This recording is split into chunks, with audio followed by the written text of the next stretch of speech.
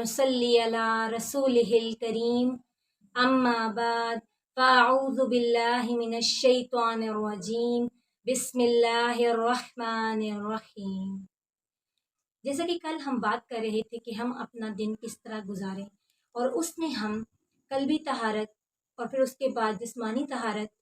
کا ذکر کر رہے تھے، اور جسمانی طہارت میں پھر سب سے پہلے وضو آتا ہے، وضو کرنا، اور پھر وضو کے بعد دعا پڑھنا۔ اسی طرح اگر آپ وضو کے بعد اذان سن رہے ہیں تو اس کا جواب دینا بھی مت بھولیں۔ رسول اللہ صلی اللہ علیہ وسلم نے فرمایا کہ جو شخص اذان سن کر یہ کہے، یعنی کہ اللہم رب ہذہ الدعوۃ التامہ والصلاۃ القائمہ، اگر یہ والی دعا پڑھ لے، یہ اذان کے بعد کی دعا ہے، تو وہ قیامت کے دن نبی صلی اللہ علیہ وسلم کی شفاعت کا حقدار ہوگا، اور نبی صلی اللہ علیہ وسلم کا اس کے لیے شفاعت کرنا لازم ہو جائے گا۔ یعنی اذان کے بعد جو بھی یہ دعا پڑھے گا تو قیامت کے دن نبی صلی اللہ علیہ وسلم کی شفاعت پائے گا۔ تو اس لیے ہمیں کوشش کرنی چاہیے کہ ہم اذان کا جواب دیں، اور پھر ہم اس کے بعد اس دعا کا اہتمام کریں اور یہ دعا پڑھیں تاکہ ہمیں نبی صلی اللہ علیہ وسلم کی شفاعت نصیب ہو سکے۔ اور وہ وقت بڑا ہی قیمتی وقت ہوتا ہے، اور وہ دعا کی قبولیت کا وقت ہوتا ہے۔ ہم جیسا کہ اپنی زندگی میں ہر ٹائم یہ کہتے رہتے ہیں کہ میری تو دعائیں ہی نہیں قبول ہوتی، میں تو بہت دعائیں مانگتی ہوں، پتہ نہیں میری دعائیں کہاں جاتی ہیں، ایسے مایوسی کے الفاظ ہم اپنے منہ سے نکالتے رہتے ہیں۔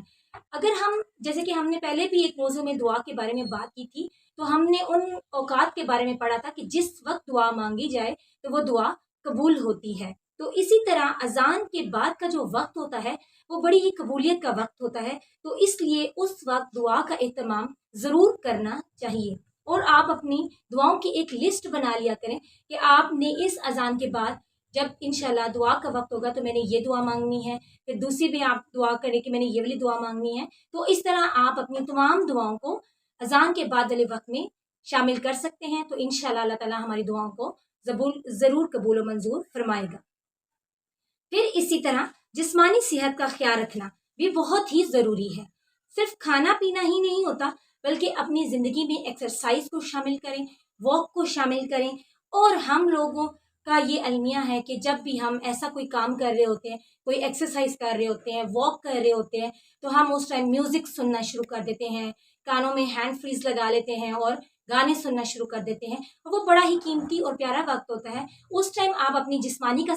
جسمانی صحت کا خیال رکھ رہے ہوتے ہیں، واک کر رہے ہوتے ہیں، ایکسرسائز کر رہے ہوتے ہیں، تو اس ٹائم آپ اپنی تسبیحات کا ٹائم مقرر کر لیں، اور آپ پورے دن میں جو تسبیحات کرتے ہیں اس ٹائم آپ وہ تسبیحات ساتھ ساتھ کر لیں۔ ایک تو آپ جسمانی طور پہ بھی فٹ ہو جائیں گے، اور اس طرح اللہ تعالیٰ کے ساتھ بھی آپ کا ایک تعلق بنا رہے گا، اور اس طرح آپ کی دن کی تسبیحات بھی مکمل ہو جائیں گی۔ یعنی کہ ہمیں اپنی زندگی کو ایک روٹین کے مطابق گزارنا ہے۔ ایک مومن کی زندگی ایسی ہوتی ہے کہ وہ پورا دن اللہ تعالیٰ کے ساتھ اپنے تعلق کو مضبوط کرنے میں لگا رہتا ہے کہ کسی نہ کسی طریقے سے میں اللہ تعالیٰ کے ساتھ جڑا رہوں۔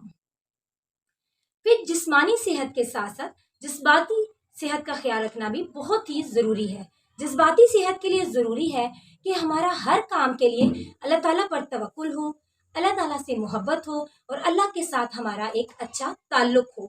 ہم اللہ تعالیٰ کو پکاریں، اللہ کو یاد کریں، اور اللہ کی محبت پر خوش ہوں۔ محبت انسان کو خوشی بخشتی ہے، اور اس لیے ہمیں اللہ تعالیٰ سے ہی لو لگانی چاہیے، اسی پہ بھروسہ رکھنا چاہیے، اسی سے دعائیں مانگنی چاہیے، اور اسی سے اپنے شکوے شکایتیں کرنی چاہیے۔ ساری مشکلات اللہ تعالیٰ کو بتائیں، اسی سے حل مانگیں۔ جیسے ہماری عادت ہوتی ہے، ہمیں کوئی بھی پریشانی آتی ہے، کوئی بھی تکلیف آتی ہے، تو ہم لوگوں کے سامنے رونا شروع کر دیتے ہیں، لوگوں سے اپنی باتیں ڈسکس کرنا شروع کر دیتے ہیں۔ تو ہمیں چاہیے کہ ہم اپنی چھوٹی سے چھوٹی مشکل بھی اللہ تعالیٰ کے ساتھ شیئر کریں، اللہ تعالیٰ سے ان مسائل کا حل مانگیں، تو اللہ تعالیٰ ہماری ضرور مدد فرماتے ہیں۔ جیسے صحابہ اکرام کا کیا طریقہ کار ہوتا تھا کہ اگر ان کے جوتے کا تسمہ بھی ٹوٹ جاتا تھا تو اس کے لیے بھی وہ اللہ تعالیٰ سے دعا مانگتے تھے۔ تو دعائیں کرنا، ہر وقت ہر کام کے لیے اللہ کو پکارنا، مشکل پہ اللہ پر بھروسہ اور توکل کرنا، یہ اپنی زندگی کی ایک روٹین بنا لیں، تو انشاءاللہ آپ کو پھر ضرورت نہیں پڑے گی کہ آپ لوگوں کے سامنے جا کر اپنے مسائل بیان کریں گے اور ان سے ان کے حل مانگیں گے۔ انشاءاللہ اللہ تعالیٰ جب کے ساتھ آپ اپنے مشکلات کو شیئر کرنا شروع کریں گے تو اللہ تعالیٰ آپ کو ان کے لیے حل بھی دکھائیں گے، راستے بھی دکھائیں گے کہ آپ اس راستے پہ چلے، یہ آپ کے لیے زیادہ بہتر ہے۔ اسی طرح جب آپ صلی اللہ علیہ وسلم نے تبلیغ کا کام شروع کیا تو آپ صلی اللہ علیہ وسلم کو بہت ساری مشکلات پیش آئیں، لیکن آپ صلی اللہ علیہ وسلم کو کیا حکم دیا گیا کہ آپ اللہ تعالیٰ کو اپنا وکیل بنا لیں، اللہ تعالیٰ کو اپنا کارساز سمجھیں، یعنی کہ آپ کہیے حسبنا اللہ و نعم الوکیل۔ حقیقت یہ ہے کہ اگر آپ کا تعلق قرآن پاک سے مضبوط ہو تو آپ کو روزانہ کے مسائل کا حل ملتا جائے گا، اور حالات جیسے بھی ہوں گے اللہ تعالیٰ کی رحمت سے پر امید رہیں، اور اللہ کی رحمت قریب ترین ہے۔ اور اللہ کی رحمت کس کے قریب ہوتی ہے؟ اللہ کی رحمت محسنین کے قریب ہوتی ہے،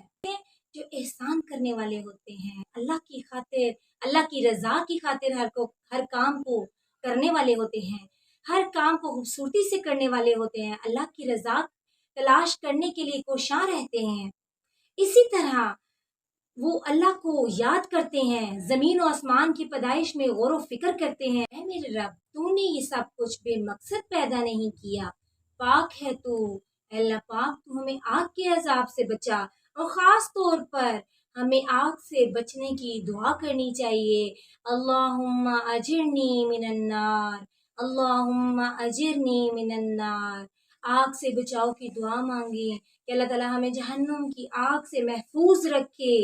اور جب خاص طور پہ ہم کچن میں کام کر رہے ہوتے ہیں، کوکنگ کر رہے ہوتے ہیں، تو اس وقت روزانہ کوشش کریں، کیونکہ ہم آگ کے قریب ہوتے ہیں تو آگ سے بچنے کی دعا کیا کریں۔ تو انسان کے دل سے آواز نکلتی ہے، تو ہمیں دعا کرنی چاہیے کہ اللہ پاک ہمیں آگ کے عذاب سے بچا۔ دنیا میں جب ہم کچن میں کام کر رہے ہوتے ہیں، ذرا سی روٹی جب پھول جاتی ہے اور اس کی ہوا ہمارے ہاتھ پہ لگ جاتی ہے تو ہم اس کی جلن کو بہت دیر تک محسوس کرتے رہتے ہیں۔ تو سوچیں کہ جہنم کی آگ کی شدت کتنی تیز ہوگی اور وہ انسانوں کے لیے برداشت کرنا کتنی مشکل ہوگی۔ تو اللہ تعالیٰ ہم سب کو جہنم کی آگ سے محفوظ رکھے، اور اپنی دعاؤں میں یہ دعا شامل کر لیں کہ اللہ تعالیٰ تمہیں آگ کے عذاب سے بچانا، اے اللہ پاک تو ہمیں جہنم کی آگ کے عذاب سے بچانا۔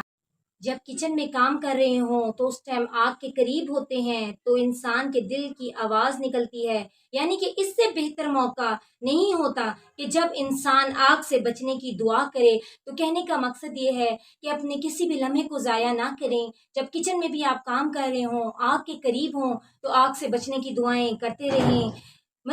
ذکر صرف مسئلے پر نہیں ہونا چاہیے کہ جب ہمیں کوئی مسئلہ درپیش آ جائے یا کوئی پریشانی آ جائے، کوئی تکلیف آ جائے تو اس ٹائم ہم ذکر الہی شروع کر دیں، بلکہ ہمیں ذکر چلتے پھرتے اٹھتے بیٹھتے کرنا چاہیے۔ جو اللہ تعالیٰ کے خاص بندے ہوتے ہیں، جو مومنین ہوتے ہیں، جو محسنین ہوتے ہیں، وہ اٹھتے بیٹھتے اللہ تعالیٰ کا ذکر کرتے رہتے ہیں، کیونکہ اللہ تعالیٰ کا ذکر کثرت سے کرنے میں ہی کامیابی ہے۔ بے شک قرآن پاک میں بھی اللہ تعالیٰ فرماتے ہیں الا بذکر اللہ تطمئن القلوب، کہ بے شک اللہ کی یاد سے، اللہ کے ذکر سے دل مطمئن ہو جاتے ہیں۔ تو اللہ تعالیٰ ہماری زبانوں پر اپنا ذکر الہی جاری و ساری کر دے اور ہمیں اپنے دن کو بہترین طریقے سے گزارنے کی توفیق عطا فرمائے، کہ چلتے پھرتے اٹھتے بیٹھتے ہماری زندگی کا مقصد صرف اللہ کی رضا ہو، اللہ کو راضی کرنا ہو، اللہ سے اپنے تعلق کو مضبوط کرنا ہو۔ اللہ تعالیٰ ہمیں اس پر عمل کرنے کی توفیق عطا۔ سبحانک اللہم وبحمدک اشہد ان لا الہ الا انت استغفرک واتوب الیک۔ السلام علیکم ورحمۃ اللہ۔